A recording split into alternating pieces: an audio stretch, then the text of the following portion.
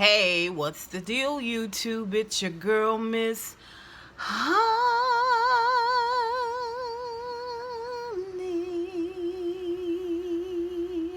Welcome back to the channel, you guys. It is your girl, Miss Honey, and it is 11 o'clock at night on a Tuesday. Oprah, you got some nerve. Okay, we are here to do a review for Greenleaf. This is season 4, episode 1. And for some reason, they have decided to put it on at 10 o'clock at night. Like, what is we doing? Anyway, you guys, I wanted to go ahead and crank this video out for you guys. We're all excited about Greenleaf being back for its 4th season. This season promises to be a doozy, so if you are new to my channel, I highly recommend that you go ahead and hit that subscription bell as well as the notification bell next to it. Please don't forget to hit that thumbs up. Everybody knows that's like saying, hey, Miss Honey, as well as comment down below so we can talk about this episode. Like,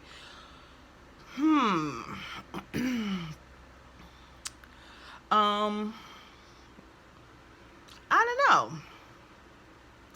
don't know about this episode of Greenleaf. I kind of feel like we're back to season 1 where there is this impending horrible secret that's looming over the entire Greenleaf family. We find out very quickly at the end of this episode kind of what's going on. And I think we've spent the last 3 seasons looking at Grace as sort of the family hero, whereas here now in season 4, there's some things going on with Grace that is kind of calling that into question. So let's just talk really quickly about this episode, which is called Original Sin. We are coming right into the first service with Harmony and Hope, and Harmony and Hope is sort of this large conglomerate church monster, in that what they do is they find churches that are in a bad way, like with Calvary. They owed a lot of money to the IRS, or there's a type of scandal going on, or let's say the pastor got on drugs or whatever, and they sort of swoop in and acquire the church. So they eating churches up. This Harmony and Hope is like a church eating monster, and they run it like a business, and they know what they're doing. It's borderline blackmail, and what do you call it? Like it may not necessarily be embezzlement, what I'm thinking about. But people suspect that they have paid Connie off to get her to do what she needed to do to get the board on their side and oust the Greenleafs. So, first sermon, all of the Greenleafs are there, front row, and they are sourpusses. They feeling some type of way. Connie see Bishop and May talking in the audience, and she gives them a look like silencia. You know what I'm saying? Now, this was your bishop. Now, I don't know why Bishop and May stayed around. I don't understand that. Like, maybe that was a prerequisite. I don't know. I don't know why they would stay around and sit up under this type of regime, right? So President Bob, he gets up there and he's schmoozing the crowd and talking about the hats, and he's giving us a Trump-esque feel. Like, you can tell that when he hugs you, he probably is picking your pockets. You know what I mean? He's seems nice, but he is moderately disrespectful. Like, he keeps it moving enough where you can't necessarily pinpoint the moment that you were disrespected, but you know that it's there. So after he does his speech and introduces Phil, Phil is supposed to be the regional. He's really there to keep an eye on Grace in Bob's absence. And he got an eye for Charity, I think. Grace on the way up to do the sermon, and President Bob tells her, keep it short. Now, this is a power move. Because, yes, you are the pastor. Yes, you are the face of this thing. On the Calvary side, to keep Calvary here, to keep the members of Calvary here and present. But I want you to know, I'm still in charge. Like, I'm still running the show. Like, this is still my thing right here. Oh, okay. We don't get to hear the speech. The sermon. Of course, May has a problem with the fact that the sermon was short. And Grace's father, James, he's trying to keep this sort of happy-go-lucky face on, but yet and still, Grace and May have to hold him back from going and giving Connie a piece of his mind. So May does what she does best, baby. She sashays over there, boy, with that strut. She had her hair tied up like she was all innocent, baby, but she had all of the décolletage out, all of this area, and she goes up and she chats up President Bob. She just chats him up, and it tease Connie off, and Connie tries to jump in to sit in the conversation, but May is like, she is not giving it.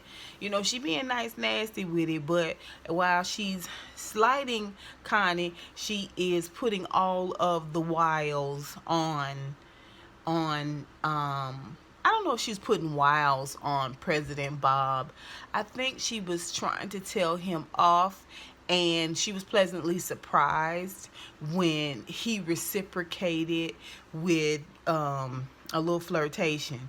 I mean, he acted like he was slightly turned on by the fact that May had her claws out. He was like, oh, Kitty has claws. Claws, Kitty. And she was like, Well, Connie got upset. How dare you come over here chatting him up like that? And May was like, skedaddle, silly rabbit. You know what I'm saying? Tricks off her kids. She notices a piece of toilet paper on Connie's shoe as she walking out. She called Connie, and Connie's like, what is it now? And she was like, never mind. See, May got this church on her mind. She really ain't thinking about being back with Bishop. Bishop want to get back, okay? Because she walking around the house looking all fine with her supple, beautiful, highly moisturized décolletage out, okay? She got the door wide open while she undressed and getting out of her clothes. And he want to know, man, when you going to let me back up in here so I can get back up in here and get all up in through here? And she was like, when we get married again, well, when is that going to happen? She was like, look, you got to court me, boo. You got to court me. You got to treat me with unique and extraordinary kindnesses. How do you court a woman who has everything? And Bishop is slightly turned on. I said, oh, look at May coming into her second win, baby. She is feeling vibrant and beautiful and in control. Now, she wouldn't mind getting back with Bishop, because Bishop did a lot of things that she liked. Okay, but at the same time, she is kind of intrigued at what all she can accomplish as a single woman. All right.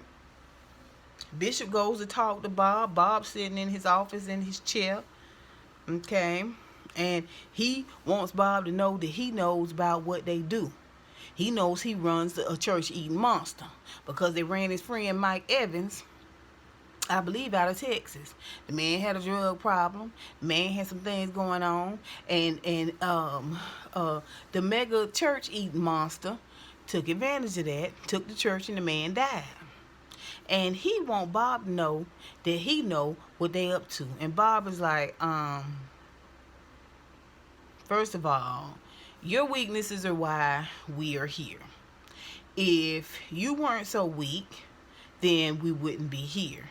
He lets Bishop know this in a roundabout way, like, watch out now, watch your step, okay? My ding ding just as big as your ding ding. I doubt it. I doubt it, President Bob, but okay. I see what you saying, though. You saying I walk hard and carry a big stick just like you do, Bishop. You do not scare me. Well, Grace asked Phil, can she bring Charity, and can she bring Jacob on as AP, assistant pastors? And he tells him, no, Bob ain't gonna go for that. He not gonna go for that. So when she home eating breakfast with the family, and she lets them know that it's probably not gonna happen because Phil said that Bob wouldn't go for it, Charity loses it. Now, Jacob ain't had a whole lot to say since he got caught with Tasha's skanks. So Carissa is back to her old ways. They back to living in the house over there at Greenleaf, and she back to feeling entitled again. And every time you see her, she got a glass of wine in her hand. Okay, she letting everybody know that she run the family. Anything that go on with her and Jacob's family, they need to come through her.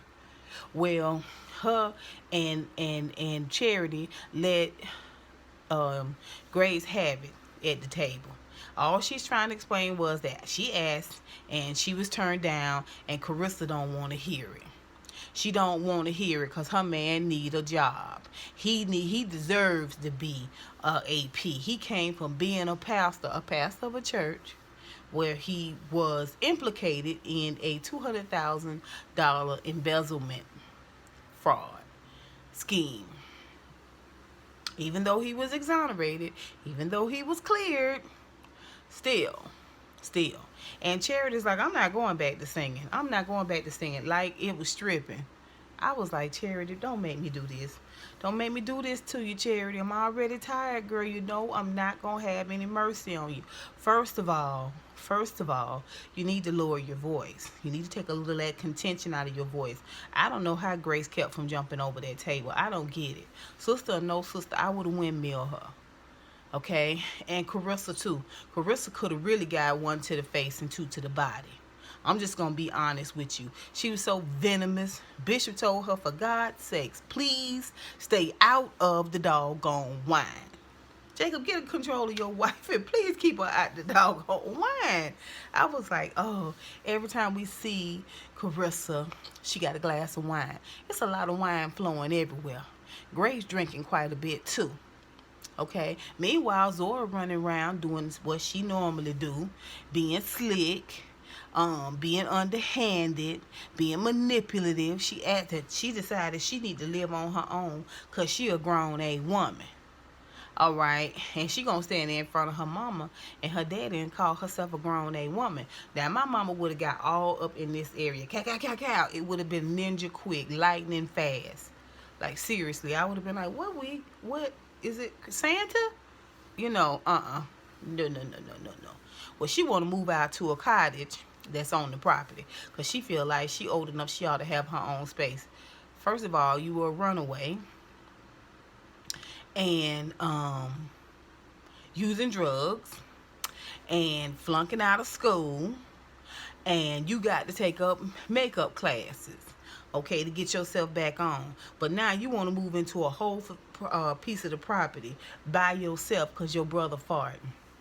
And Carissa, who tells her unequivocally no, then concedes for her to ask her grandmother, which her grandmother goes ahead and says yes. So she's chilling over there in the cottage. She got a whole space to herself. I was like, oh, okay. And she hot in the puss. Still hot in the puss. You know, they say once you get it started, it's kind of hard to stop. I agree. I really do. So, like I said, Grace trying to get Charity and Jacob AP jobs. We see that Jacob is back to being old jellyback. You know what I'm saying? Old lily livered. he's back to being in a weakened state. He really feels like he don't have a leg to stand on because he was wrong. Kissing Carissa. This is second, third, fourth. I don't know how many times he been caught being with another woman. So Carissa's just running him up. Well, he gets a couple of phone calls, and she want to know who it is. Is it Tasha? It's not Tasha. It's Sister so and so from church. Why is she calling you? You're not even the pastor. He was like, I don't know. That's why I rolled her over. Well, don't you call her back? Well, the lady called back. He answered the phone and finds out her son is going to an NFL team. I think the Daredevils, the Red Devils, something like that. And they want him to be a life coach for the son. Now, possibly, this job pays some money.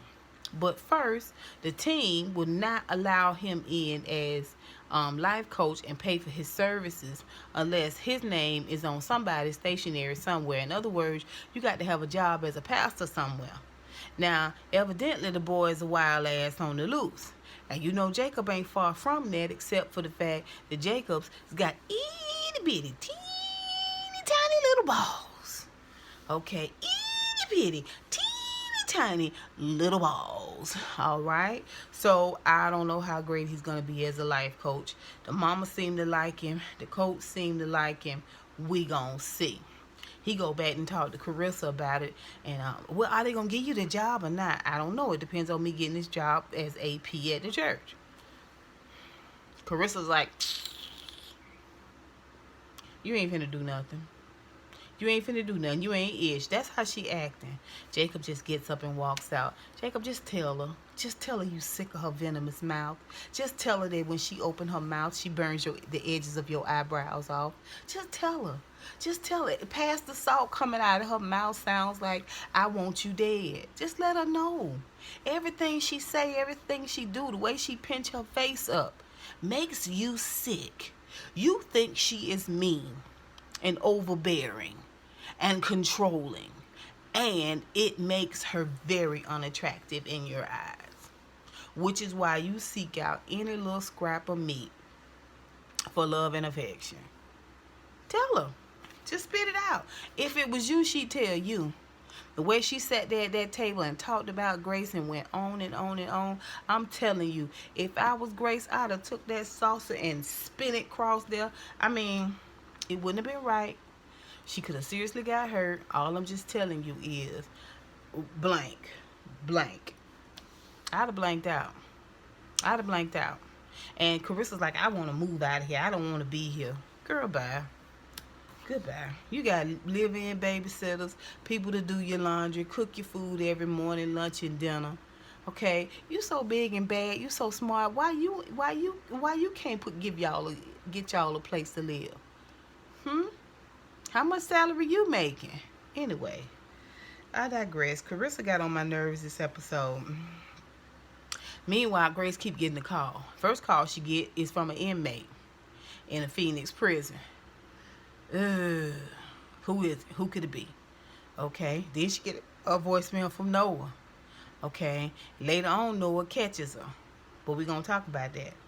Well, after Grace talks to the family, has this big blow up with Charity and Carissa, May comes to talk to her and tells her, you go and you talk to Bob about bringing your brother and sister. Because, see, they got this idea that Grace will be the interim pastor for a year. And then when they install her as the full-time pastor, then she going to get their church back and change everything over. I'm like, I'm sure it's not that easy, Grace. This conglomerate has been eating churches for many, many years. I am almost sure that you have signed something, honey, something that you probably have not read that says that is not going to be possible. But okay, let's carry on. So May talks her into going to talk to Phil that morning and not accepting no for an answer, which Grace does go do. All right. We see Phil and a regional pastor Phil and President Bob sitting there talking, and they want to get Grace in that office and Bishop office as soon as possible because they don't want Bishop to continue to walk in that office like it's his. Get her in this office, get her settled down in this office so she can take her rightful place as the pastor here, as the face of Calvary, aka Harmony and Hope. And he was like, I told her that you wouldn't accept her being bringing her brother and sister on as AP. And he was like, well, I don't blame her. So you want to do it? No, I'm just saying I don't blame her for trying, because I tried too. Okay. And then in just the slightest little way, it kind of seemed like President Bob was disrespecting Phil. He offered Phil some of the hot broth he was drinking and eating with a saltine cracker, which is irony. Okay. So Phil was like, no, first of all, you've been dipping crackers in there and drinking out of that. No, I don't want your soup. I mean, what is you talking about? We are not stranded on the island. So he gets Phil the bowl, the whole. Here, we'll do something with this. He goes on out. Because, see, he going to go on like a little tour. Okay, and see all the other churches and make sure they doing what they supposed to be doing, making sure they pulling money in like they supposed to be pulling money in.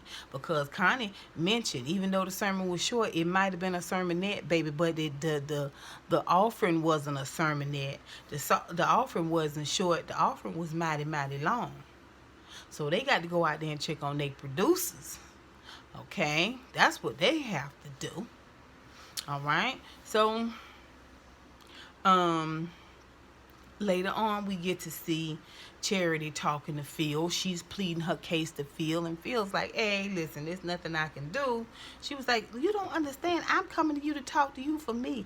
Now, meanwhile, she is big up in herself to Pastor Phil, but at the same time, she is busy talking about Grace. She's dogging her sister. So much so that he, although I think Phil likes her, I think he gonna sneak date her. In other words, he gonna put her in a position where she gonna need him and want to be with him, and that's how he gonna get her, right? So he, of course, taking a cue from her, since she got an issue with her sister and she don't mind dragging her to a perfect stranger. I tell you what you do. If you act as my liaison with your family, in other words, if you spy on your family for me, when Grace leaves, I will become the pastor. We'll get rid of Grace. I can become the head pastor here, and you can be one of my APs. Does that mean? I would have to spy?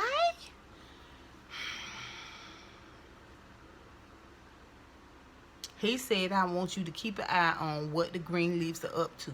What does that sound like to you, Charity? You a big old dodo bird. And you loud and wrong dodo bird. You know what I mean? Like you y'all know I can't stand Charity. I try to like her, but I just don't like her. I can't stand her. She's so entitled. What about me? What about me? I ain't going back to singing.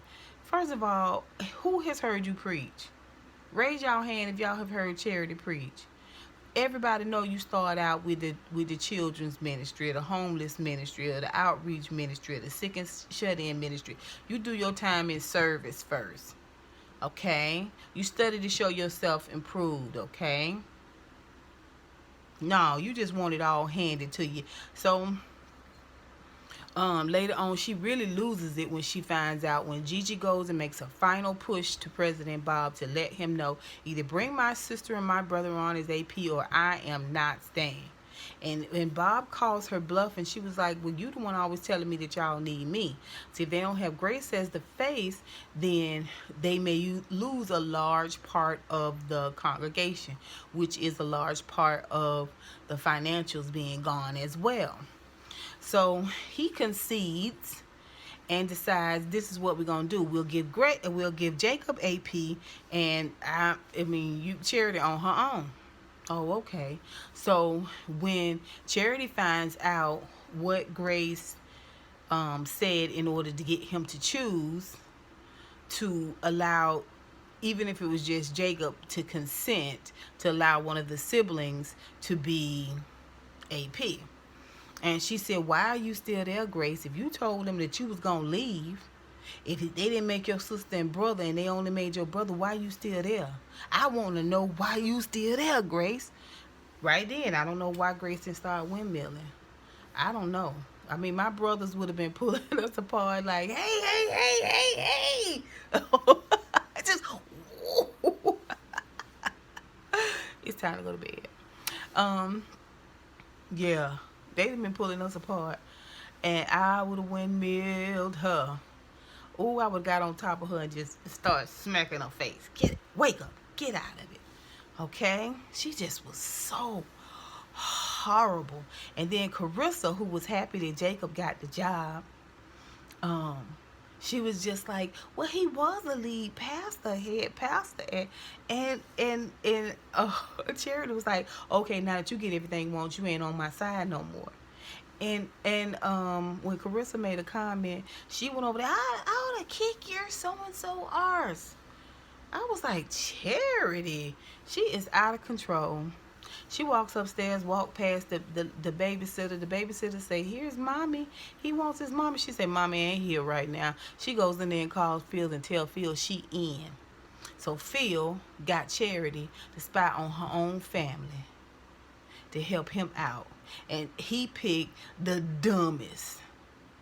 He picked the dumbest one. In order of stupidity, it goes Charity, Jacob, Grace.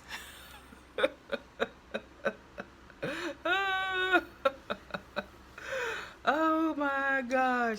Like I said, Bishop done went up there and knocked on Lady May door and saw her coming out of her pants.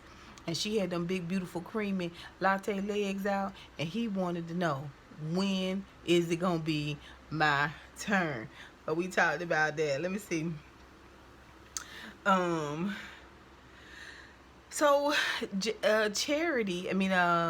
Grace gets a call from Noah. Noah finally gets her on the phone. And he tells her that he has gotten a call from somebody in a prison in Phoenix that says that he is her and Noah's son.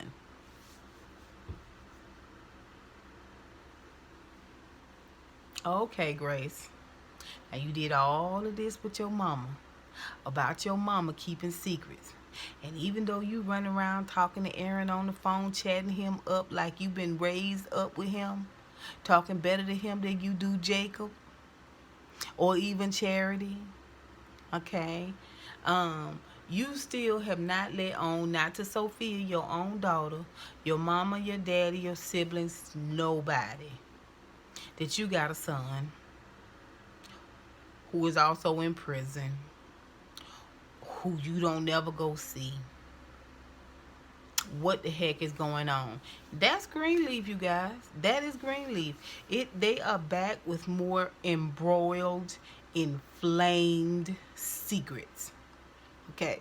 I'm really liking Lady May's energy. She kind of seems like, since she's gotten her freedom, she's not quite sure if she wants to jump right back into being First Lady. She seems kind of like she might want to forge her own way. All right, Grace.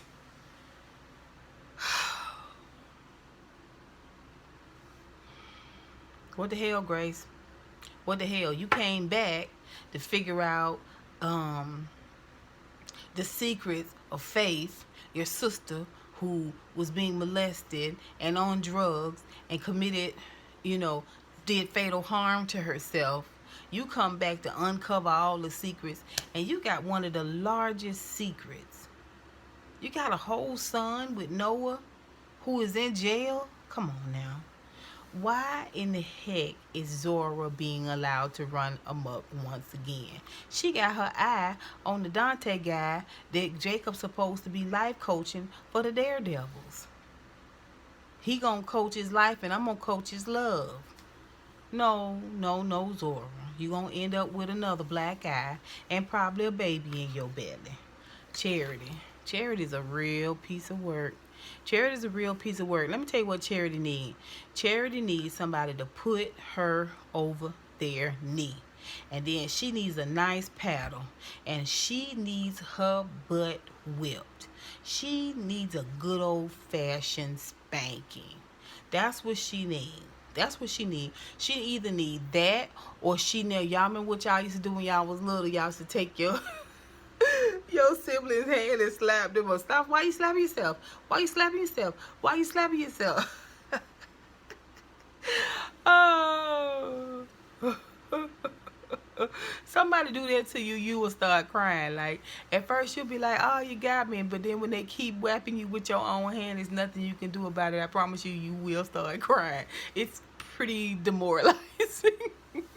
She kind of need that a little bit. She kind of need that. Like, she has such a sense of entitlement. Just because you want to preach and you've already picked your sermons out, well, listen, you can preach. You don't pay no rent.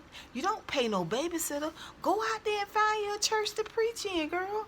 Go out there and stand on the corner and preach. Get your own YouTube channel and preach. Why is it you making everybody's life miserable if they don't go out of their way to give you what you want?